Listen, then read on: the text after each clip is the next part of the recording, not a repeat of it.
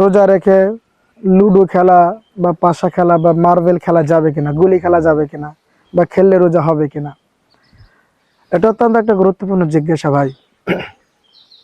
রোজা রেখে আপনি গুলি খেলা, মার্বেল খেলা, এরপরে লুডো খেলা, এগুলো কেন করবেন? আপনার কি সময় পাস করার কাজ নাই? আপনি মুসলিম, আপনি কোরআন পড়েন, হাদিস পড়েন, ওয়াজ শোনেন, মসজিদের ইমামের কাছে কোরআন তেলাওয়াত শেখেন।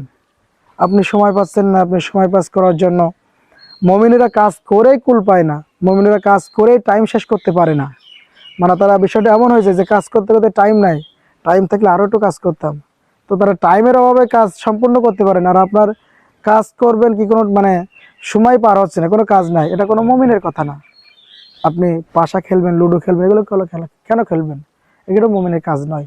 লুডো খেলা, পাশা খেলা, এগুলো তো হারাম, এগুলো করবেন না। আর মার্বেল খেলা, এগুলো অপচয় হয়ে যাবে, আপনার রোজার কোনো ক্ষতি হবে না, তবে রোজার হকটা নষ্ট হয়ে যাচ্ছে। রোজার যে একটা পাওয়ার, রোজার যে একটা দাবি বা চাওয়া, সেটা আপনার হচ্ছে না।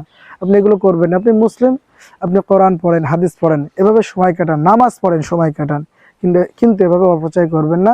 এতে রোজা নষ্ট হয়ে যাবে না, তবে রোজার হকটা আদায় হয় না।